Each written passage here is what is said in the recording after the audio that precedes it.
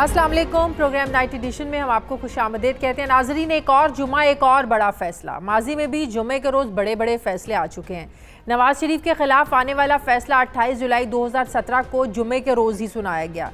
फिर 15 दिसंबर 2017 को जुमे के रोज़ हुदैबिया पेपर मिल केस दोबारा खोला गया। इसी तरह एवन फील्ड रेफरेंस केस के फैसले में भी 2018 में जुमे का ही दिन सुनाया गया था। उसी दिन फैसला सुनाया गया था जब शरीफ खानदान को सजाएं हुई। आशियाना स्कैंडल केस में भी शहबाज शरीफ को जुमे के रोज़ ही गिरफ्तार किया गया था।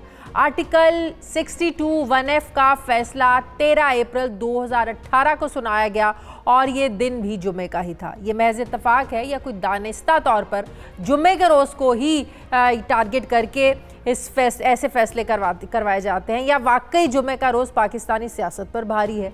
नाज़रीन, इमरान खान की सियासी जो एक मज़ामत है, आज उसमें अब तेज़ी आई है या इसमें कुछ कमी आएगी इस फैसले के बाद? इलेक्शन कमीशन ऑफ पाकिस्तान ने तोशाखाना केस में तहरीक इंसाफ के सरबराह को नाअहल करार दिया है। इमरान खान ने बहसियत वज़ीर आज़म तोशाखाना के तहफ़ ख़रीदे और उन्हें इलेक्शन कमीशन को जमा कराए गए गोशवारों में ना तो 2019 में ज़ाहिर किया और ना ही 2020 में, और यही वजह बनी कि इलेक्शन कमीशन ने उन्हें आर्टिकल 63(1)(p) के तहत नाअहल करार दिया है। इलेक्शन कमीशन ने 36 सफ़ात के तहरीरी फैसले में कहा है कि इमरान खान ने तहफ़ की तफसीलात देते हुए हक़ाइक़ को छुपा कर झूठी स्टेटमेंट दी, जिसके साथ वो करप्ट प्रैक्टिस के मुर्तकिब ठहरे हैं। इलेक्शन कमीशन के इस फैसले के खिलाफ मुल्क भर में तहरीक इंसाफ के कारकुनान एहतजाज के लिए इस वक्त सड़कों पर हैं, जिसके नतीजे में मुल्क भर के जो मेन रोड्स हैं, मेन रास्ते हैं, वो ब्लॉक हो गए हैं। टाइट जलाकर एहतजाज किया जा रहा है और सिलसिला बढ़ता जा रहा है। कहीं कहीं पुलिस के साथ कारकुनान की झड़पें भी हुई हैं। आंसू गैस की शेलिंग के साथ उन्हें मुजाहिरीन को कंट्रोल भी किया जा रहा है।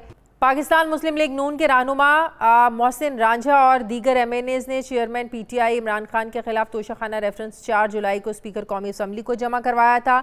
स्पीकर ने फिर आर्टिकल 63 के तहत ये रेफरेंस अगस्त के महीने में इलेक्शन कमीशन को भेजा। रेफरेंस में यह मौक़िफ़ इख्तियार किया गया था कि साबिक़ वज़ीर आज़म इमरान खान ने दानिस्ता तौर पर तोशाखाना से वसूल शुदा और ख़रीदे गए तहफ़ को छुपाया है और इन तहफ़ को इलेक्शन कमीशन में जमा कराए गए असासों में ज़ाहिर नहीं किया था, जिस पर रेफरेंस में इस्तदा की गई थी कि इमरान खान को इस करप्ट प्रैक्टिस पर आइन के आर्टिकल 62(1)(f) के तहत नाअहल किया जाए। इस रेफरेंस का जवाब इमरान खान ने ऐसे दिया था कि दरख्वास्त गुजार और स्पीकर का रेफरेंस जो है ये बदनीयती पर मबनी और बेबुनियाद है, इसके पीछे सियासी मकासद हैं। मैंने तोशाखाना के तहफ़ को असासों में नहीं छुपाया। उन्होंने मौक़िफ़ इख्तियार किया कि जब मैं वज़ीर आज़म था तो मुझे और मेरी अहलिया को 58 तहफ़ दिए गए। मैंने तोशाखाना से तहफ़ की ख़रीदारी के लिए मुश्तरका तौर पर 3,80,76,000 रुपये अदा किए। ये रकम बैंक में जमा करवाई। इन तहफ़ की फ़रोख्त से होने वाली आमदन 5,80,00,000 रुपये को इनकम टैक्स गोशवारों में ज़ाहिर किया गया था। इमरान खान के इस मौक़िफ़ के जवाब में कहा गया कि 4 तहफ़ जून 2019 तक इमरान खान के 30 जून तक ये उनके पास नहीं थे। उन्हें पिछले माली साल के दौरान फ़रोख्त कर दिया गया था, इसलिए एहसासों में ज़ाहिर नहीं किया गया। ताहम इनकी फ़रोख्त की रकम बैंक में वसूल की गई। अगरचे साबिक़ हुक्मरान तोशाखाना के तहफ़ की खुर्द-बुर्द में मुलविस रहे हैं, लेकिन इमरान खान की नाअहली का फ़ैसला एक ऐसे वक्त में आया है जब वो इलेक्शन कमीशन पर पहले ही अदम एतमाद ज़ाहिर कर चुके हैं। ये फैसला एक ऐसे वक्त पर आया है जब वो अर्ली इलेक्शन के मुतालिबे को लेकर जलसे कर रहे हैं। ये फैसला एक ऐसे वक्त पर आया है जब तहरीक इंसाफ के कारकुनान बहुत चार्ज्ड हैं। इस फैसले ने धमाका एक ऐसे वक्त पर किया है जब पहले ही इमरान खान कौमी असम्बली का बाइकॉट करके इस्तीफे दे चुके हैं और ज़िमनी इलेक्शन में अकेले जीत कर अपनी मकबूलियत भी मनवा चुके हैं। इससे पहले मियां नवाज शरीफ, जहांगीर खान तरीन और फैसल वाउडा ताहयात नाअहली का शिकार हो चुके हैं। तो क्या अब सबको एक ही लाइन में खड़ा करके कट टू साइज किया गया है? जिस लेवल प्लेइंग फील्ड की बात मरीम नवाज साहिबा करती थी कि आज वो पूरा हो गया है, सबको एक जैसा मौका मिल गया है, सबको बराबर कर दिया गया है। इस फैसले के आइंदा सियासत पर क्या असरात हो सकते हैं? क्या लॉन्ग मार्च की पेंडिंग कॉल अब दी जाएगी या फिर इमरान खान भी डील के लिए टेबल पर बैठने को तैयार होंगे? मैं बात करूंगी, मुझे ज्वाइन कर रहे हैं पाकिस्तान तहरीक इंसाफ के रहनुमा उस्मान डार साहब। अस्सलाम वालेकुम, बहुत बहुत शुक्रिया डार साहब आपका। उस्मान डार साहब, ये एक्सपेक्टेड था? आप लोग यही फैसला एक्सपेक्ट कर रहे थे? देखिए, कोई सरप्राइज़ नहीं है शाजिया, हमें और यही एक्सपेक्ट कर रहे थे और हमें दिली खुशी है। तोशाखाना की बिल्ली जो है आखिर कर थैले से बाहर आ गई और जितना इसे पोलिटिसाइज़ किया गया, जितनी तोशाखाना पे सियासत की गई और अभी भी जो की जा रही है, सर्टिफाइड चोर पकड़ा गया, जो मरीम नवाज़ के हम ट्वीट्स देख रहे हैं। तो देखें, मैं कोई लॉ का स्टूडेंट तो नहीं हूँ, लेकिन आज दिन भर जो मुख्तलिफ सीनियर कानूनदानों ने रिपोर्ट्स की, मैंने मीडिया पे उन्हें सुना, तो ये इंतहाई कमज़ोर फ़ैसला है। बुनियादी तौर पे इलेक्शन कमीशन ऑफ पाकिस्तान ने आकाओं को खुश करने के लिए ये फ़ैसला दिया है, और आप देखेंगे हम इस्लामाबाद हाई कोर्ट जा रहे हैं तो ये अब होल्ड नहीं हो सकेगा ऐसा फैसला। कमजोर फैसला पाकिस्तान की कमजोर फैसला किस लिहाज से? तगड़ा फैसला होते, कोई 5 साल के लिए नहली होती, ज्यादा नहली होती, वो तगड़ा फैसला होता। कमजोर नहली है कि फॉर द टाइम बीइंग मौजूदा कौमी असेंबली जब तक रहेगी नहली तब तक है। देखिए, आप फैसले वो करें जो अदालतों में जाकर जब चैलेंज हों तो वो फैसले आपके अपहोल्ड हो सकें, आपके फैसले एंडोर्स किए जा सकें। तो ये आप देखेंगे इस्लामाबाद हाई कोर्ट से इलेक्शन कमीशन ऑफ पाकिस्तान के इस फैसले की सुबकी होगी इलेक्शन कमीशन की। मेरे लीडर ने पहले देखें, हमने तोइफ लिए, इमरान खान ने जो तोहफे लिए तो शाहाना से, वो कोई ढकी छुपी बात नहीं थी, वो कि रात के अंधेरे में छुप छुपा के तो आइफ नहीं लिए गए, वो जो भी तोहफे छुप छुपा कर नहीं लिए, लेकिन उनको बेचकर जो रकम हासिल की उसको छुपाया। तोहफे लिए, अगर घड़ी मिली वो घड़ी नहीं पहनते हैं, वो घड़ी उन्होंने बेचकर अपने घर की बाहर सड़क बनवा ली या फेंस बनवा ली। हमें खुशी है कि अब अदालतों में मजीद चीजें सामने आएंगी, सारी पिछली 2-3 दहाइयों की तोशाखाना की तारीख सामने आएगी। इलेक्शन कमीशन ऑफ पाकिस्तान में खास तौर पर चीफ इलेक्शन कमिश्नर में थोड़ी सी भी अगर इखलाकी जुर्रत है तो वो बाकी फैसले भी करे ना। पिछले 75 सालों में शाजिया, क्यों इमरान खान अकेले को फॉरेन फंडिंग पे टारगेट किया जा रहा है? क्यों इमरान खान अकेले को तोशाखाना पे टारगेट किया जा रहा है? मैं ये कह रही थी कि आप ये कह रहे थे ना कि रात के अंधेरे में आप लोगों ने तोहफे नहीं लिए, बिल्कुल सबको पता है, और तोशाखाना से पैसे देकर जाहिर है अगर कोई चीज़ ली गई है, ये भी कोई कवानीन के खिलाफ नहीं है, लेकिन उसको बेचकर जो पैसे लिए उसको छुपाया और असासों में जाहिर नहीं किया, ये जुर्म हुआ है। तो इसको आप लोग एक्सेप्ट क्यों नहीं कर रहे हैं कि यहाँ ये गलती हुई है? असासों में जाहिर करना चाहिए था। बनीगाला के बाहर की सड़क बनाई, पैसे खुद रखे, जो भी किया, असासों में जाहिर क्यों नहीं किया? असासों में देखें आपने, तब एक तो असासे जो भी हैं वो डिक्लेयर्ड हैं, FBR में पड़े हैं। इलेक्शन कमीशन ऑफ पाकिस्तान का ये डोमेन ही नहीं है जी हमें रसीदें ला के दिखाएं। रसीदें जिन महकमों को दिखानी है अल्हम्दुलिल्लाह उनको जमा भी कराई हैं, दिखाई भी हैं। सारा दूध का दूध, पानी का पानी इस्लामाबाद हाई कोर्ट में होगा। सवाल मैं ये उठाता हूँ आपके नाजरीन के लिए, पाकिस्तानियों के लिए, कि 75 सालों में ये तोशाखाना कोई पहली दफ़ा खुला है? तोशाखाना से क्या है, वज़ीर आज़म इमरान खान ने तो आइफ लिए थे, क्यों अकेले इमरान खान को तोशाखाना के नाम पे टारगेट किया गया? आवाम की अदालत में तो नहल नहीं कर सके, टेक्निकल नॉकआउट करना चाहते हैं मेरे लीडर इमरान खान को, -1 करना चाहते हैं। मुझे बताएं, फॉरेन फंडिंग PMLN और पीपल्स पार्टी ने भी की है, उनके केसेस कहाँ हैं? उसमें भी इमरान खान को टारगेट कर रहे हैं। तो क्यों 75 सालों में यही election commission foreign funding Toshakhana पे खेल रहा है? क्योंकि ये इंपोर्टेड गवर्नमेंट की B टीम बनी हुई है इलेक्शन कमीशन। मुझे दिली खुशी है जो जुडिशल कमीशन का जो रेफरेंस हमने भेजा सुप्रीम जुडिशल कमीशन को इस मौजूदा चीफ इलेक्शन कमिश्नर के खिलाफ, वो सही फैसला था, वो दुरुस्त फैसला था, क्योंकि ये बाइस्ड वो एक तरफा फैसले कर रहे हैं, सारे फैसले तमाम के तमाम PTI के खिलाफ आ रहे हैं। मैं आपके प्रोग्राम से पूछता हूं कि यूसुफ रजा गिलानी का बेटा रंगे हाथों पकड़ा गया खरीदो फरोख्त करते हुए, वीडियोस आ गई, उनको तो नहल नहीं किया गया, उन्हें क्या सजा दी गई? यहां एक वो शख्स जो तोशाखाना से कानून के मुताबिक सब कुछ लेता है, तोइफ लेता है, डिक्लेयर करता है, सिर्फ किसी के कहने पे उसे टारगेट किया जा रहा है। इलेक्शन कमीशन ने आज ये फैसला सुनाया, शाजिया पढ़ के सुनाया, लिखा हुआ इन्हें कहीं से दिया गया है। 2 फैसले रखे गए थे, मैं आपके प्रोग्राम में बताता चलूं। अच्छा। 16 अक्टूबर में अगर इमरान खान अवाम की अदालत में हार जाता है तो फिर दूसरा फैसला आना था। 16 अक्टूबर को ही नजीम पाकिस्तानियों ने एक बार फिर इमरान खान की लीडरशिप पे एतमाद का इजहार किया अपने वोट के। अगर 16 अक्टूबर को इमरान खान हार जाते तो फिर क्या फैसला आना था? फिर क्या फैसला आना था? फिर इन्होंने इमरान खान को बाइज्जत कहना था जी, सारा कुछ डिक्लेयर, सारा कुछ ठीक है। तो ये फैसले नहीं, इसका उससे क्या ताल्लुक है? आएंगे, इसका उससे क्या ताल्लुक है पाकिस्तान से? ये आप क्या बात करें, क्या लॉजिक, इसकी लॉजिक बताएं ना। इसका देखें, इसका ताल्लुक ये है कि अब इन्हें अंदाजा हो गया कि इमरान खान को अवाम में शिकस्त नहीं दे सकते, इसलिए टेक्निकल नॉकआउट किया शाजी इन्होंने आज। और हम इंशाल्लाह ताला हार नहीं मानेंगे, अदालत में चैलेंज करने जा रहे हैं। माइनस इमरान खान, ये इनका ख्वाब ही रहेगा। इंशाल्लाह ताला मेरा लीडर अगले इलेक्शन में भरपूर तैयारी से उतरेगा। ये फिक्र नहीं करें, ये समझ रहे हैं कि शायद इलेक्शन कमीशन के पीछे छुपकर तो ये इमरान खान को टेक्निकली नॉकआउट कर लेंगे। इमरान खान साहब ने तो आज खिताब भी करना था, आवाम को मैसेज भी देना था, तो वो अभी तक तो नहीं आया। आज देना भी है कि नहीं, डिले कर रहे हैं। बड़ा तगड़ा पैगाम आ रहा है पाकिस्तानियों के लिए, तैयार हो जाएं इंशाल्लाह ताला। पहले तो हम लॉन्ग मार्च करने जा रहे थे शाजिया, अब लॉन्ग मार्च प्लस होगा इंशाल्लाह ताला। ये अजीम पाकिस्तानी लॉन्ग मार्च प्लस की शक्ल में अपना रद्द-ए-अमल देंगे। पहले 10 लाख लोगों की बात कर रहे थे, अब 25 लाख लोग इस्लामाबाद की तरफ मार्च करेंगे। पूरे पाकिस्तान के तूलो अर्ज से, कराची से लेकर तो वजीरिस्तान तक और गुजरात से लेकर ग्वादर तक आप देखेंगे पाकिस्तान की हर शराय के ऊपर लॉन्ग मार्च की कॉल आज देंगे इमरान खान। आप इंतजार करें, आप इंतजार करें। इमरान खान पूरी स्ट्रेटेजी इंशाल्लाह ताला इन अजीम पाकिस्तानियों के सामने रखेगा। लोग तो तैयार बैठे हैं। मैं आपके प्रोग्राम में आने से पहले अभी लोगों में ही था, तो लोग मुझे ये कह रहे थे कि हाँ साहब को बोलें कि आज ही ऐलान करें, हम तैयार हैं। अवाम तैयार है शाजिया, लेकिन सवाल ये है कि फैसला तो इमरान खान कर देंगे लॉन्ग मार्च का। फिर ये 25 लाख लोग जब इस्लामाबाद की सड़कों में होंगे तो फैसले इनके हाथों में होंगे। चीज बताएं ना, ये फैसले करेंगे। ये तो आज इमरान खान साहब खिताब करेंगे तो पता चल जाएगा कि क्या सख्त रिएक्ट। हालांकि खान साहब मैसेज दे रहे थे कि लोग पुरअमन एहतजाज करें, पीसफुली एहतजाज करें, लेकिन लोगों ने तो बाहर इतना ज़्यादा उधम मचाया है कि शायद आपको पता नहीं है, शायद आपने वो देखा नहीं है, लेकिन आप लोग तो खुद करवा रहे हैं, इसलिए आप लोगों को इस चीज़ का जो है वो एहसास नहीं है। आप लोग मुझे एक और चीज़ बताइए कि अगर आप लोग लॉन्ग मार्च की कॉल देते हैं, उधर से वफाकी हुकूमत भी बिफरी हुई आप लोगों को रोकने के लिए, उधर से वो लोग रिएक्ट करेंगे, इधर से आप लोग लेकर चलेंगे, तो अगर किसी का कोई जानी माली नुकसान होता है तो क्या आप लोग इसकी जिम्मेदारी कबूल करेंगे?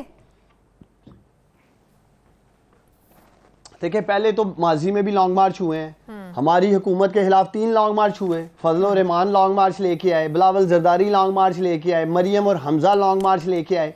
तो उनके लॉन्ग मार्च हलाल थे मीडिया के लिए। इमरान खान का लॉन्ग मार्च हराम हो गया। शाजिया, क्या माजी में लॉन्ग मार्च नहीं आया इस्लामाबाद की तरफ? इमरान खान ने क्यों लॉन्ग मार्च की कॉल देनी है? वो हालात का जायजा लेने की जरूरत है। जब आप एक शख्स को टारगेट करेंगे, एक शख्स को और एक जमात को दीवार से लगाएंगे, तो फिर इसी तरह के रद्द-ए-अमल आएंगे। और रद्द-ए-अमल अभी आना है, जो मैं आपको कह रहा हूं। लॉन्ग मार्च प्लस होगा, प्लस। ये मेरा क्लिप रिकॉर्ड पे आप रखें।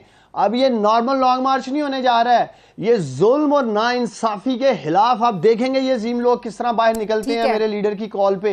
लोग इंतजार कर रहे हैं शाजिया। मैं बार बार आपको कह रहा हूं, कोई गलत फहमी में ना रहे। लॉन्ग मार्च प्लस होगा इंशाल्लाह ताला, अक्टूबर में ही होगा, नवंबर में भी नहीं जाएंगे हम। अच्छा। अगले 8-10 रोज में फैसला हो जाएगा कि पाकिस्तान ने किस तरफ जाना है।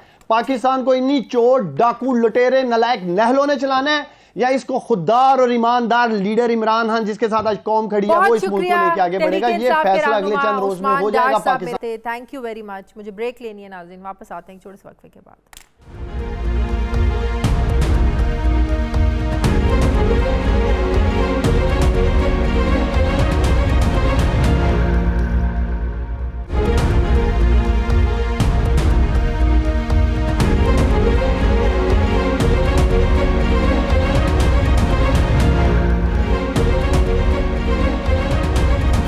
ब्रेक के बाद एक बार फिर से आपको खुशामदीद कहते हैं। मुस्लिम लीग नून के सीनियर रहनुमा मोहम्मद ज़ुबैर साहब मुझे ज्वाइन करें। अस्सलाम वालेकुम, बहुत बहुत शुक्रिया। ज़ुबैर साहब, बड़ा खुश लग रहे हैं आप लोगों की पार्टी, आप लोगों के कारकुनान, आपकी पार्टी के लोग कि इमरान खान को नाअहल करार दे दिया गया है। मिठाइयाँ भी बांटी गई। किसी ने कहा 5 साल के लिए नाअहल हुए हैं, लेकिन जब मैंने भी बहुत से लोगों से बात की तो एंड में पता यही चला। और फिर जब वो फैसले में लिखा कि किस आर्टिकल के तहत नाअहल किया गया, तो पता चला कि 63(1)P, जिसमें फॉर द टाइम बीइंग का लफ्ज़ इस्तेमाल किया गया है कि मौजूदा असम्बली की जितनी मुद्दत है, 4 महीने है, 6 महीने, ये इस असम्बली के लिए नाअहल हुए हैं। तो फिर बाद में कहा जाने लगा कि शायद मुस्लिम लीग नून वालों ने मिठाइयाँ बांट भी जल्दी दी और खा भी जल्दी ली। ज़ुबैर साहब, नहीं, ऐसा नहीं है। देखिए ना, नाअहल तो हो गए। हाँ। वो जो एक सादिक अमीन का वो सर्टिफिकेट लेके फिरते थे, वो तो नहीं अब लेके फिरेंगे ना। अब उससे के कितना बड़ा जुर्म है और कितनी ज्यादा सजा हुई है वो इररेलेवेंट होता है। 7 साल की कैद हुई है, 14 साल की हुई है, 2 साल की हुई है। सादिक अमीन का जो सर्टिफिकेट था ना, वो तो हट चुका है। अब वो क्लेम अपने आप को सादिक अमीन, क्योंकि पाकिस्तानी इदारों के हवाले से, चाहे वो इलेक्शन कमीशन, इसी के हवाले से जो रेफरेंसेस वो देते थे नवाज शरीफ के लिए, वो तो उनका जाहिर है। इसके देखिए मेरे नज़र में तो ये सारी चीज़ें जो होती है ना, ये पॉलिटिकल इम्प्लिकेशंस होते हैं, इसके लीगल भी होते हैं, लेकिन मेरा तो कोई लीगल से ताल्लुक नहीं हो, तो उनका राइट ऑफ अपील है, वो जाएंगे हाई कोर्ट, जाएंगे हाई कोर्ट से, इसके बाद अगर जरूरत पड़ेगी तो सुप्रीम कोर्ट जाएंगे, उनका राइट है, उसका वो लीगल प्रोसेस जो भी होगा नहीं होगा। बट इसके पॉलिटिकल इम्प्लिकेशंस हैं। एक तो ये सबसे ज्यादा इम्पोर्टेंट ये है कि नवाज शरीफ को जब नाअहल किया गया था तो उन्होंने जब मिठाइयाँ बांटी थी और पॉलिटिकल ओपोनेंट को सियासी मैदान से बाहर करके खुशियां मनाई थी, और जबकि नवाज शरीफ को राइट ऑफ अपील भी नहीं था, वो सुप्रीम कोर्ट में सीधा हतमी फैसला था, हतमी फैसला था, उसका राइट ऑफ अपील भी नहीं था। साथ उसके ये भी चिपका दिया था कि आप रेफरेंसेस भी नया फाइल करेगा, 3 रेफरेंसेस फाइल करेगा, और इतने पीरियड में रेफरेंसेस फाइल होंगे, इतने पीरियड में फैसला सुनाया जाएगा। वो सारी चीजें इनके लिए तो बहुत ही राह हमवार की गई है कि ये as a right of appeal, जो कि होना भी चाहिए पाकिस्तान के कानून के हिसाब से। तो मेरा नहीं ख्याल है कि हमने जल्दी मिठाइयाँ खा ली थी। हमने मिठाइयाँ इस वजह से नहीं खाई कि हम डरते हैं कि इमरान खान सियासी मैदान से बाहर हो और हम सियासी जंग उनके बगैर, हम चाहेंगे कि वो लेकिन अभी आपने जो कहा कि ये आपको वाकई लगता है, चले ठीक है उनकी नाअहली आप लोगों को एक जो कहते हैं ना एक रिवेंज होता है, वो शायद आप लोगों का आज पूरा हो गया। जिस तरीके से नवाज शरीफ की जो नाअहली हुई थी, आए पनामा पेपर्स थे, लेकिन उनकी नाअहली हुई कि बेटे से तनख्वाह क्यों नहीं ली, वो एक जो अंदर का एक सुकून है वो तो आप लोगों को मिल गया। लेकिन इस तरह के पॉलिटिकली बेसिस पर इस तरह के केसेस बनने चाहिए।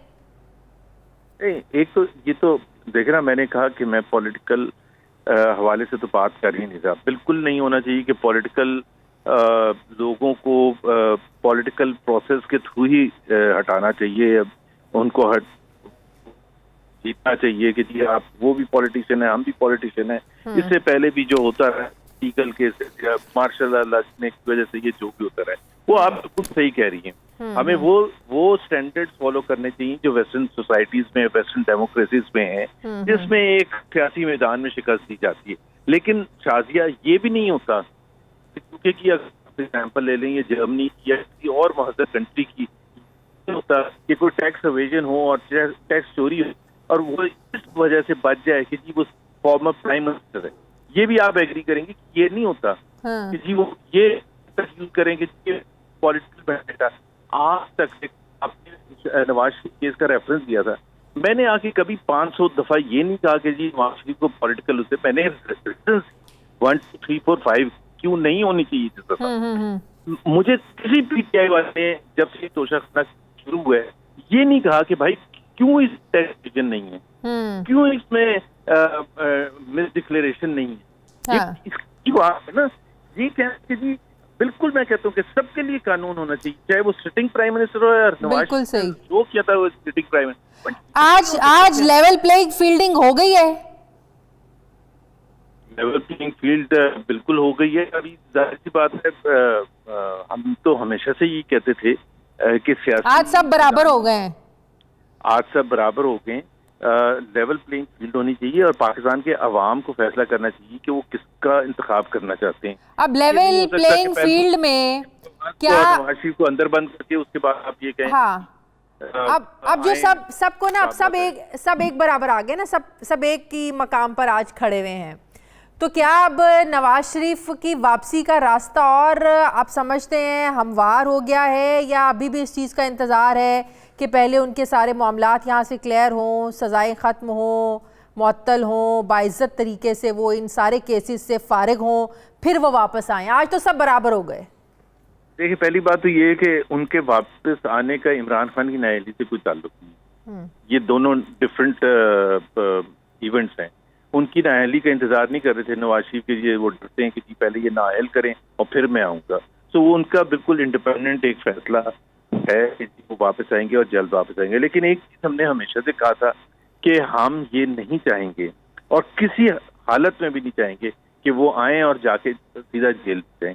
जो भी उनके साथ नाइंसाफी हुई है, और नाइंसाफी हुई है, मेरा ख्याल है अब तो कोई बात भी नहीं करता ये कि नाइंसाफी नहीं हुई है। जो नाइंसाफी हुई है तो उसका मिनिमम मुदावा ये है कि उनके जो केसेस हैं उसके फैसला आए और उनको रिवर्स किया मतलब कि वो लंदन में बैठे और पीछे से सारे मामलात चले, वो केसेस का फैसला आए, सब कुछ हो तो फिर वापस आए। Is it possible? बिल्कुल, it is possible, why not भाई। जब वो 2 नंबर तरह से सजाएं दिलवाई जा सकती हैं तो वो खुद आए ना, अपील करें, फेस करें। वो सब कर लेंगे ना, वही करेंगे, कानूनी तरीके से ही करेंगे, लेकिन जेल नहीं जाएंगे। ये मैं आपको बता दूं ना, कोई मुस्लिम लीग का कारकुन ये चाहता है कि वो जेल पहले जाएं और फिर एक लंबा मरहला शुरू हो कि जी जिसमें वो अपीलें हों, वो सारे कानूनी तरीकेकार, जो कानूनी तरीकेकार 2 नंबर इस्तेमाल किए गए थे उनको सजा दिलवाने के लिए, हम कह रहे हैं 1 नंबर तरीके से उनका लेकिन केस लेकिन लेकिन ऑलरेडी अगर सजा है, कोई सजा याफ्ता है, वो तो डायरेक्टली आकर वो तो जाहिर है जेल जाना पड़ेगा, तो फिर कैसे फेस कर, जेल में जाए बगैर कैसे फेस करेंगे वो सब कुछ? क्यों जाएं जेल में, किस सिलसिले में जाएं? 5 साल की तो in other words he will not come back. No no, he will come back इंशाल्लाह ताला, he will come back as a free man. दूसरी बात ये देखिए, उनके साथ तो अभी इमरान के सिर्फ आपने कहा वो तो एक कानूनी नुक्ता है कि कितनी देर के लिए है ये नाअहली। नवाज शरीफ को ताहयात नाअहली, पार्टी पोजीशन नहीं कोई रख सकते, पार्टी के सदर या प्रेसिडेंट नहीं, चेयरमैन नहीं बन सकते। तो मतलब उनके साथ तो ऐसा करने की कोशिश की गई कि किसी न किसी तरह से सियासत से उनका कोई ताल्लुक ही ना हो, और हमने सबने देखा कि सियासत के मैदान में सारे फैसले आज उन्हीं की मर्जी से हो रहे हैं। अब लॉन्ग मार्च आपको क्या लगता है कि लॉन्ग मार्च के लिए तहरीक इंसाफ और ज़्यादा मजबूत हो गई है? मैं आपका एनालिसिस इस पर चाह रही हूँ क्योंकि अभी तक इमरान खान ने लॉन्ग मार्च का ऐलान नहीं किया है। वो हर हफ्ते एक ही बात करते हैं कि बस अगले हफ्ते हो जाएगा, इंतज़ार करें। ये एक मौका नहीं मिल गया इमरान खान को मजीद अब जो है ना वो चढ़ दौड़ने का? देखिए, पहली बात तो ये उनको मौका नहीं चाहिए, उनके हिसाब से तो मौके बहुत थे उनके पास कि उसके साथ जाती हुई जुल्म हुआ और उनको निकाल दिया गया, और उस तमाम रीजंस पिछले 6-7 महीने से जो हम सुन रहे हैं, साजिश वगैरह, तो ये कोई आज कोई ऐसी चीज नहीं हुई है जिसकी वजह से आप वो कहें कि हाँ, अगर उन्होंने लॉन्ग मार्च नहीं की है, इस वजह से नहीं की है कि उनको बहुत हमदर्दी है पाकिस्तान से कि जी यहाँ कारोबार जिंदगी खत्म हो जाएगा, हुकूमत कैसे चलेगी।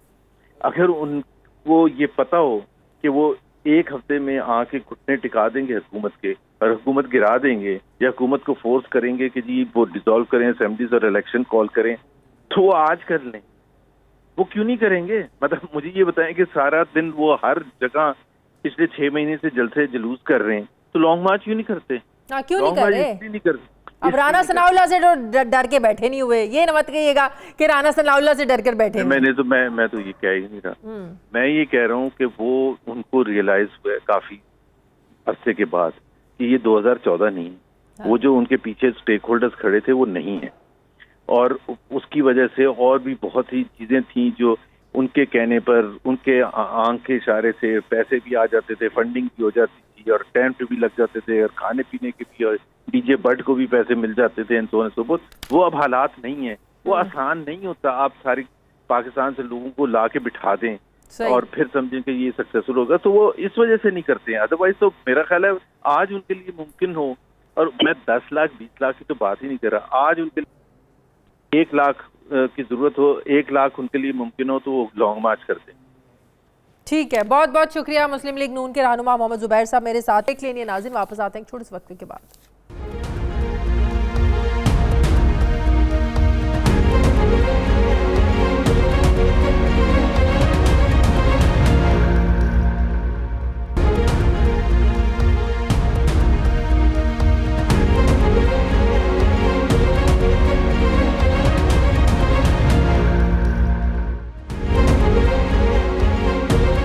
ब्रेक के बाद एक बार फिर से आपको खुशामदीद कहते हैं। साबिक secretary election commission Kanwar Dilshad साहब मुझे ज्वाइन करें। अस्सलाम वालेकुम, बहुत बहुत शुक्रिया। कंवर दिलशाद साहब, सबसे पहले तो ये कन्फ्यूजन दूर कीजिए कि मुस्लिम लीग नून के जो मौजूदा हुकूमत के जो वज़ीर कानून है आज़म नज़ीर तारड़ साहब, वो तो इमरान खान की जो नाअहली है उसको 5 साल के लिए बनाए बैठे हैं।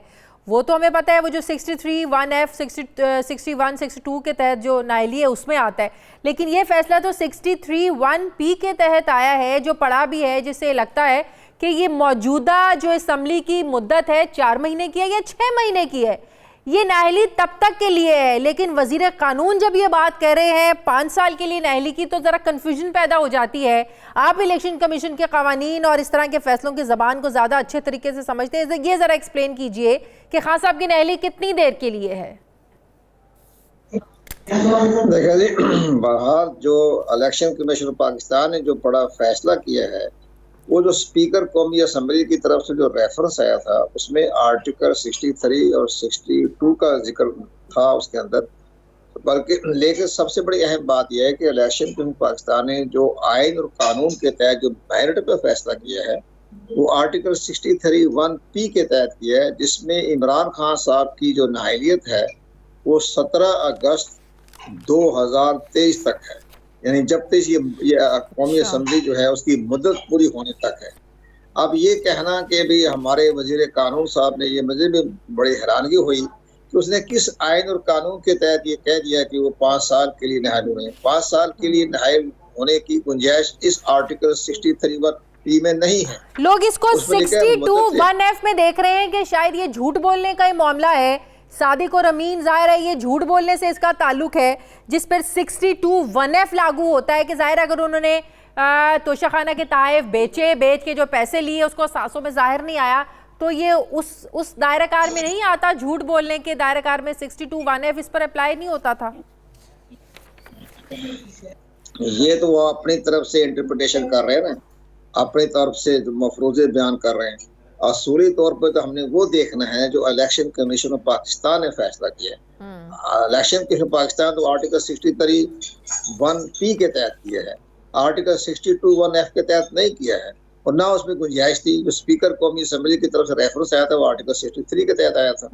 तो एक बड़ी बात है, लेकिन हमें हैरानगी बात यह कि हमारी वफाकी वज़रा को अपने, जबकि वो वज़ीर कानून इंसाफ हैं, उन्होंने बिला वजह सोचे समझे बगैर ही कह दिया जी 5 साल की सजा हो गई। ये बात दुरुस्त नहीं है। एक बात सबसे बड़ी इंपॉर्टेंट है, वो इम्पॉर्टेंट ये है जो इलेक्शन कमीशन ऑफ पाकिस्तान ने जो करप्ट प्रैक्टिस के तहत इनको इमरान खान साहब के बारे में कहा है कि उन्होंने हक़ाइक़ छुपाए, बदयानती की, झूठ बोला और अपने असासों पर जो है वो उन्होंने उसको ज़हर नहीं हुआ। तो यहाँ उन्होंने लफ्ज़ इस्तेमाल किया है इलेक्शन कमीशन पाकिस्तान ने, बदनवानी, उर्दू में बदनवानी, अंग्रेजी में करप्ट प्रैक्टिस। उसके तहत उन्होंने कहा है कि हमने एक्शन लिया है सेक्शन 137, ठीक है, जो ने हक़ाइक़ छुपाए। इसके बाद करप्ट प्रैक्टिस में आता है 167, उसकी सजा है। और इसके साथ उन्होंने लिखा है कि 173, उसके तहत यह कि इलेक्शन कमीशन पाकिस्तान अपने फौजदारी मुकदमे के तहत इस्लामाबाद के डिस्ट्रिक्ट सेशन जज को एक फौजदारी का मुकदमा दायर करेगा। वो इलेक्शन कमीशन उसमें क्या ट्रायल होता है, उसमें क्या सजा होती है? वो बड़ी खतरनाक है। वो ये है कि वो 3 साल की सजा है उसके अंदर। तो ये सब वो साबित हो गया है कि हक़ाइक़ छुपाए हैं। तोशा खान की जो रकम आई वो जमा उसमें अपने असासों में जिक्र नहीं किया, और स्टेट बैंक ऑफ पाकिस्तान की रिपोर्ट के साथ लगा देंगे। लेकिन सबसे बड़ी अहम बात यह है कि वो उसमें इलेक्शन कमीशन ये भी एक ऑर्डर पास करना है कि आपने 3 महीने के अंदर अंदर ये फैसला सुनाना है। अब वो 3 महीने के अंदर अंदर वो फैसला सुना देते हैं तो इमरान खान को सजा हो जाती है 3 साल की, तो फिर वो आइंदा इलेक्शन में हिस्सा देने के मिजाज नहीं रहे। अच्छा। लेकिन इस फैसले लेकिन जो ये कह रहे हैं कि ये रेफरेंस इलेक्शन कमीशन के दायरा इख्तियार में नहीं आता है। इलेक्शन कमीशन तो एक ट्रायल कोर्ट है, कोई यहाँ पर जाहिर है सबूत वगैरह कुछ नहीं जो है ना पूछा ना दिखाए गए, क्योंकि इनके दायरा कार में नहीं आता। ये तो अदालतों का काम है, ये या इस्लामाबाद हाई कोर्ट देखे या फिर सुप्रीम कोर्ट देखे। ये इलेक्शन कमीशन का दायरा इख्तियार ही नहीं है। ये भी कुछ लोग सवाल उठा रहे हैं। ये दरअसल अपनी शिकस्त खोरदा गुफ्तगू को हवा दे रहे हैं। सबसे बड़ी बात यह कि इलेक्शन कमीशन खुद मदई बन के जब वो सेशन कोर्ट में फौजदारी का मुकदमा दायर कर रहा है अपनी निगरानी में, तो उसमें तो उनके इख्तियारात हैं। और इसी बात उनको नजर ये नहीं आती कि इलेक्शन कमीशन ऑफ पाकिस्तान के इख्तियारात जो हो आइन के आर्टिकल 218 ने वाज़ा कर दिए हैं। उसमें ये कहा है कि इलेक्शन कमीशन पाकिस्तान हर किस्म की करप्ट प्रैक्टिस को रोकने का आईनी जिम्मेदार है। वो आप ये अदालत का लफ्ज इस्तेमाल कर लें, कमीशन का लफ्ज कर लें, बात तो बराबरी आती है ना। अब हुक्म जारी कर दिया, कल वो डी नोटिफाई कर देंगे इमरान खान को। जो 6 हल्कों से इंतखाब लड़ा वो डी नोटिफाई, मियां वाली के हल्के से इंतखाब डी नोटिफाई। इस पे ये इनकी पीटीआई के एडवाइजर क्या कहते मतलब हैं, कि जो प्यारा जीते हैं जो खान साहब पिछले हफ्ते सारी सीटें जीते हैं, 6 सीटें, वो सब डीनोटिफाई हो जाएंगी, वो सीटें फिर खाली करार? वो तो खाली हो जाएंगी, वो तो डी नोटिफाई इलेक्शन कमीशन कल करता है या मंडे को करता है, वो तो कर देगा। जो ज्यादा वर्किंग पावर में होती है, छुट्टी के दिन तो डी नोटिफाई नहीं होता, लेकिन वो बकायदा ये मंडे को डी नोटिफाई कर देंगे। लेकिन जो डी नोटिफाई कर देंगे उस पर फिर ये 60 दिन में जो इंतखाबात होंगे उसमें इमरान खान साहब जो है वो इंतखाब में हिस्सा लेने के मिजाज नहीं होंगे, क्यों उनको नाहल करार दे दिया गया है। इसी तरह ये बड़ी अहम बात है ना, वो नाहल हो गए हैं। तो आप इलेक्शन अभी देखिए ना कंवर दिलशाद साहब, अब पीटीआई जो है ये इस्लामाबाद हाई कोर्ट जा रही है। आपको पता है सूरी साहब को भी इलेक्शन कमीशन ने कासिम सूरी को नाहल करार दिया था, सुप्रीम कोर्ट ने फैसला वापस किया था। तो इसमें भी पीटीआई को बड़ी उम्मीद है कि जो इलेक्शन कमीशन का फैसला है इसको खत्म कर दिया जाएगा, तो ये सब चीजें ज़ाहिर फिर रिवर्स हो जाएंगी। ठीक है, इस पर तो हम कमेंट्स नहीं कर सकते इस लिहाज से कि वो इस्लामाबाद हाई कोर्ट का अपने स्वाबदेदी इख्तियारात हैं, वो आइन और कानून की रोशनी में फैसला करेंगे, उसमें कई अभाम है, लकूना है। लेकिन नहीं, सुप्रीम कोर्ट अपने इस्लामाबाद हाई कोर्ट देखेगी। लेकिन इतनी आसानी से ये कहना कि जी वो फैसला जो है वो कलदम करार दे दी, कलदम करार देने के लिए तो पूरा एक बहुत बड़ा सिस्टम चाहिए, वो कलदम करार नहीं दे सकते। तो हम कह सकते हैं कबल बस कहना दुरुस्त नहीं है, लेकिन बहरहाल इस्लामाबाद हाई कोर्ट अपने स्वाबदेदी इख्तियारात हैं, वो जो चाहे फैसला करे, कलदम भी करार दे सकते हैं। और फिर सुप्रीम कोर्ट पाकिस्तान है, तो सुप्रीम कोर्ट जिन्होंने ये रेफरेंस भिजवाया है वो इस केस को लेके फिर जाएंगे सुप्रीम कोर्ट पाकिस्तान में। और इसके बाद एक और बात भी है, अगर ये हुकूमत पाकिस्तान की रेट तो खत्म हो चुकी है। आज हमने देख लिया कि इलेक्शन कमीशन पर हमला हो रहा है, वो दीवारें चला के अंदर जा रहे हैं। जी हाँ, वो वजारत दाखिला में दरखास्त दे रहे हैं इलेक्शन कमीशन की, उनकी सिक्योरिटी को है जो है ना वो बढ़ाया जाए, फुल प्रूफ किया जाए, यकीनी बनाया जाए। नहीं, आज तो सिक्योरिटी बिल्कुल नाकाम थी। हाँ। ना हमें रेंजर नजर आई, ना पुलिस नजर आई, वो अंदर छलांगे लगा के अंदर जा रहे हैं, हजूम इकट्ठा हो रहा है। तो कहाँ गई रेट है? हमें तो सबाई अपना फेडरल गवर्नमेंट की रेट तो नजर नहीं आई। लेकिन इसमें एक और बड़ी अहम बात है कि इलेक्शन अगर हुकूमत के अंदर कोई करंट है या जानदार है तो वो सुप्रीम कोर्ट पाकिस्तान में इलेक्शन कमीशन पाकिस्तान के फैसले के बारे में वो जा सकते हैं कि जनाब आप इनको, चूंकि इलेक्शन पाकिस्तान का करप्ट प्रैक्टिस के तहत इनको सजा सुनाने का हुक्म जारी कर दिया है, तो आप इनको सादिक अमीर का जो है वो भी निकाल दें और इनको आर्टिकल 62(1) के तहत ताहयात नाअहल करार दें, आर्टिकल 183 के तहत। अच्छा, ये पैरेलल सुप्रीम कोर्ट में ये भी दायर किया जा सकता है, पैरेलल? हाँ, ये बकायदा वफाकी हुकूमत सुप्रीम कोर्ट में जा सकती है कि जनाब आप ये सादिक अमीर नहीं रहे, आप इनको आर्टिकल 62(1) के तहत ताहयात नाअहल करार दिया जाए। ये आप हुकूमत का फर्ज है। लेकिन हुकूमत के अंदर करंट नहीं है। वो वज़रा ये कहते हैं जी 5 साल की सजा होगी, तो आप उनकी काबिलियत और अहलियत का इसी से अंदाजा लगा लें। तो उन्होंने वहाँ नहीं जाना, सुप्रीम कोर्ट पाकिस्तान में नहीं जाना इन्होंने। लेकिन बहरहाल ये अब ये पीटीआई जा रही है इस्लामाबाद हाई कोर्ट में, तो वो आतरा बिल्ला साहब बहुत पाकिस्तान के टॉप क्लास के चीफ जस्टिस हैं, ऑनरेबल हैं। बहुत बहुत शुक्रिया कंवर दिलशाद साहब, साबिक सेक्रेटरी इलेक्शन कमीशन। साथ में मुझे ब्रेक लेनी है नाज़रीन, वापस आते हैं वक्फे के बाद।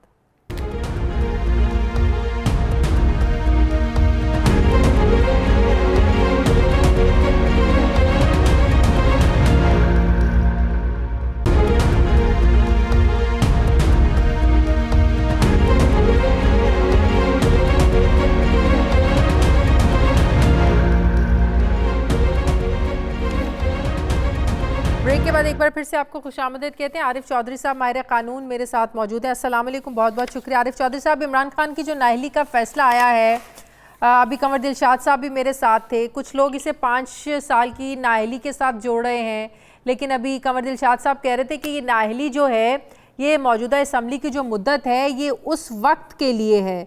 तो इस हवाले से इतनी कन्फ्यूजन आज क्यों फैलाई गई कि ये इमरान खान की जो नाअहली है ये 5 सालों के लिए हो गई है? बहुत शुक्रिया, कंवर साहब ने बिल्कुल दुरुस्त कहा है कि ये नाअहली जो है ये इसी सेशन के लिए है, चूँकि बुनियादी तौर पर ये जो आर्टिकल इसे डील करता वो ताहयात नाअहली से मुतालिक नहीं है, बल्कि जिस वक्त में कोई मेंबर होता है और ये जिस सेशन का यानी मतलब उसी हद तक वो खत्म हो जाता है, इसीलिए उन्होंने कहा कि डी सीट कर दिए गए हैं। डी सीट नाअहल का लफ्ज जो है या इस तरह की जो सूरत हाल पैदा की गई है और उन्होंने तो यहाँ तक कह दिया कि जी वो पार्टी के चेयरमैन नहीं रहेंगे। यानी बिल्कुल इस ऐसे फैसले को कि जिसके असरात अदरवाइज कोई मुरतब नहीं हो सकते इमरान खान पे, सिवाय उसके कि जो क्रिमिनल केस के लिए उन्होंने भेजा है, तो उसमें क्रिमिनल प्रोसिक्यूशन है, बाकी उसके क्रिमिनल कॉन्सिक्वेंसेस भी हैं। हाँ, वो 3 साल की उनमें सजा हो सकती है, वो जरा संजीदा मामला है, वो जो फौजदारी मुकदमा होगा। और उसके बाद अगर 3 साल की सजा हो जाए तो उसके बाद वो फिर नाअहल हो सकते हैं। लेकिन ये जो है, ये तो इस तरह की सूरत हाल है कि ऑलरेडी उन्होंने इस्तीफा भी दिया हुआ है। उस वक्त उन्होंने इस्तीफा मंजूर नहीं किया, अब उन्होंने इस्तीफा मंजूर कर लिया, यानी मतलब ये फैसला किया है। लेकिन अब जो पिछले हफ्ते को जो इलेक्शन हुआ 16 अक्टूबर को, उस पे जो जीते हैं वो सब सीटें भी डी नोटिफाई हो जाएंगी, उसमें से भी ज़्यादा डी सीट हो जाएंगी। I don't think so। नहीं, ऐसी बात नहीं है। उसकी वजह ये है कि नहीं, तो फिर वो उसमें कैसे रहेंगे ये? किसमें? वो जो पिछले हफ्ते इंतखाबात हुए ज़िम्न इलेक्शन 16 अक्टूबर को, उसमें जो इमरान खान जीते हैं। देखे, बात सुने ना, उस वहाँ तो उसकी तो सूरत हाल ही मुख्तलिफ है ना जी। ये जिस वक्त इलेक्शन लड़ते हैं, ये मामला तो उस वक्त शुरू होता है ना कि जो कागजात दाखिल करते हैं उस वक्त डिक्लेरेशन देते हैं या नहीं देते। तो ये तो उस इलेक्शन के बारे में बात हो रही है जो उन्होंने लड़ा और उसमें उन्होंने कागजात दाखिल किए और वो कह रहे हैं जी कि इन्होंने डिक्लेयर नहीं किए अपने असर। लेकिन समझ नहीं आ रही ना, ये 2018 के इलेक्शन में जब ये कौमी असम्बली के मेंबर बने जीत कर, ये उसमें नाअहल हुए हैं, लेकिन जो पिछले हफ्ते इलेक्शंस हुए हैं जो वो जीते हैं वो वैसे ही रहेंगे, उसमें ये रहेंगे। अभी कंवर दिलशाद साहब तो कह रहे थे कि उसमें भी पीर वाले दिन, मंगल वाले दिन इलेक्शन कमीशन उनसे भी डीनोटिफाई कर देगा। I don't think so. ये तो देखे ना, मैं आपको एक करूँ, डिटेल फैसला इनका फिर पढ़ना पड़ेगा। उसकी वजह यह है कि बुनियादी तौर पर जो कॉमन सेंस कहती है वो तो ये है कि जो डेक्लेरेशन उन्होंने दिया, जो वो उस वक्त का डेक्लेरेशन था जब वो इलेक्शन लड़ा उन्होंने 2018 में। लेकिन नाअहली तो कौमी असम्बली से है ना, वो कौमी असम्बली के मेंबर चाहे पिछले ज़िमनी इलेक्शंस के नतीजे में बने हो या 2018 के हो। देखिए, मैं आपको अर्ज करूं, ये मेरी थोड़ा सा इस मामले में जो इबहाम है वो ये है कि फैसला तफसीली जो है वो नजर से पूरा गुजरा नहीं है। अच्छा। लेकिन हाँ, उसकी वजह ये कि देखना पड़ेगा कि डिक्लेरेशन जब दिया है, असल तो वो सीट खाली होनी चाहिए, उस डी सीट उससे किया जाना चाहिए। मतलब डी सीट तो उस लिहाज से होता है कि जो सीट जिस इलेक्शन के लिए उससे कागजात दाखिल किए हैं, इसीलिए अगर आज कल वो इलेक्शन लड़ते हैं तो लड़ सकते हैं, नया इलेक्शन लड़ सकते हैं। अच्छा, यही तो कंफ्यूजन है। अभी कंवर दिलशाद साहब कह रहे थे कि अब अगर ये डी नोटिफाई हो जाते हैं बाकी सीटों से भी, तो अगले आने वाले जो ज़िमनी इलेक्शंस होंगे उसमें ये हिस्सा नहीं ले सकेंगे। नहीं, ये कैसे हो सकता है? नई कंफ्यूजन पैदा हो गई। अब हर एक अपनी अपनी इंटरप्रिटेशन है कानून के हवाले से। नहीं, ये इंटरप्रिटेशन मैं आपको एक अर्ज करूं कि जब सुबह फैसला देखेंगे तो उसके बाद सारी चीजें क्लियर हो जाएगी। क्योंकि सबसे पहले अभी जो कुछ भी हम सुन रहे हैं ना, वो सारी के सारी न्यूज के हवाले से सुन रहे हैं, कि खबरों के हवाले से जो कुछ आ रहा है कि ये कर दिया गया और ये फैसला आ गया। मतलब अब मसलन मैं आपको एक अर्ज करूं कि ये जो 63 है, इसमें जी जो है, जिस पर जोर है, वो ये है कि एक कोर्ट ऑफ कॉम्पिटेंट ज्यूरिसडिक्शन, यानी कॉम्पिटेंट कोर्ट जो है, ज्यूरिसडिक्शन जिसके पास है, वहां से सजा याफ्ता हो तो फिर उसको नाअहल किया जा सकता है, डीसीट किया जा सकता है। अब कॉम्पिटेंट कोर्ट जो है वो ये नहीं है अपना इलेक्शन कमीशन। इलेक्शन कमीशन के पास तो अगर कोई ऐसा मामला है कि ये देखे फलां शख्स को फलां अदालत ने सजा दी है और उसके बाद उसे आप नाअहल डिक्लेयर करें, तो इसका तो एक पोस्ट ऑफिस का रोल है एक लिहाज से, जहां तक इस मामले का ताल्लुक है। ये नाअहली वाला मामला और ये हतमी फैसला नहीं है, पीटीआई जा रही है इलेक्शन। नहीं, तय कहीं और होता है और उसके बाद नोटिफाई इन्होंने करना होता है। जिस तरह ये लोग यानी जो जिन्होंने पार्टी बदली थी, टर्न कोर्ट से जो थे, वहां वो भी उनके लिए स्पीकर भेजता है और इनके पास वो आता है। ये इनका इतना काम नहीं है जितना ये इन्होंने बढ़ा दिया है कि इन्होंने तो उस पर जो भेजा गया है रेफरेंस, उसके मुताबिक नोटिफिकेशन देना है। ये अपने इख्तियारात को तजावुज करते हुए फिर उसके बाद अपनी फाइंडिंग्स देते हैं और फिर तो उसके ज्यादा नहीं। तो आप ये कह रहे हैं कि आज का जो फैसला आया है, इलेक्शन कमीशन ने अपने इख्तियारात से तजावुज करके ये फैसला दिया है ये अपने इलेक्शन कमीशन ने ना सिर्फ अपने इख्तियारात से तजावुज किया है, बल्कि मैं समझता हूँ कि अपना जो उनका कॉन्स्टिट्यूशनल मैंडेट है उसको भी उन्होंने वायलेट किया है। ये तो काम देखे ना, ये तो सुप्रीम कोर्ट भी कह चुकी है कि इलेक्शन कमीशन जो है वो कोर्ट नहीं है, वो ट्राइब्यूनल भी नहीं है। अगर ये होती ना एहतसाब की अदालत, उसने सजा दी होती तो उसको भी ये कंसीडर कर सकते थे, या जिस तरह की भी कोर्ट्स, क्योंकि कोर्ट का मतलब ये है कि जहां किसी के साथ किसी के खिलाफ एक मुकदमा आता है फौजदारी और या दीवानी, और वहां कोर्ट जो है बाकायदा दूसरी पार्टी को सुनती है, ट्रायल होता है, ट्रायल के बाद एविडेंस होती है, एविडेंस पे जिरा होती है, सबसे पहली बात है चार्ज फ्रेम होता है, उसका कोर्ट का तरीकेकार मुख्तलिफ है। ये उन मानों में किसी सूरत में भी जो आपका ये इलेक्शन कमीशन है, ये कोर्ट उस नहीं है, इसीलिए इसके तो आपकी बातों से लग रहा है कि बड़ी आसानी से ये फैसला जो है वो रिवर्स हो सकता है, ये इस्लामाबाद हाई कोर्ट हो जाएगा। आज ये हो जाए, अब उनका चॉइस है। देखिए दोनों जगह कोई इसके लिए अपील तो नहीं है, पटिशन ही करनी ना, फंडामेंटल राइट्स का मामला है, पब्लिक इंपॉर्टेंस की बात है कि एक शख्स को अब राइट ऑफ इलेक्शन से अब महरूम किया गया है। लेकिन वफाकी हुकूमत भी तो सुप्रीम कोर्ट जा सकती है कि ये सादिक और अमीन नहीं रहे तो 62(1)(f) के तहत इनको जो है ना वो नाअहल करार दिया जाए। नहीं, आप देखें, मैं आपको इनके सादिक और अमीन वाली बात जो है उसके लिए तो उन्हें फिर वही सादिक अमीन के लिए भी असल बात तो वही है ना कि वो डिटरमिन कैसे करेंगे, वो भी किसी कोर्ट ने फैसला करना है। सही है। सादिक और अमीन वाला वो अपने तौर पे तो खुद कोई नहीं रख सकता, दोनों की अलग अलग 62(1)(f) जो है उसकी रिक्वायरमेंट डिफरेंट है और 63 की रिक्वायरमेंट डिफरेंट है। ठीक है, बहुत शुक्रिया आरिफ चौधरी, हमारे कानून मेरे साथ थे। हमारे प्रोग्राम का वक्त खत्म हो गया। नाज़रीन फीडबैक जरूर दीजिएगा, अपना ख्याल रखें, मुझे इजाजत दें, अल्लाह हाफिज।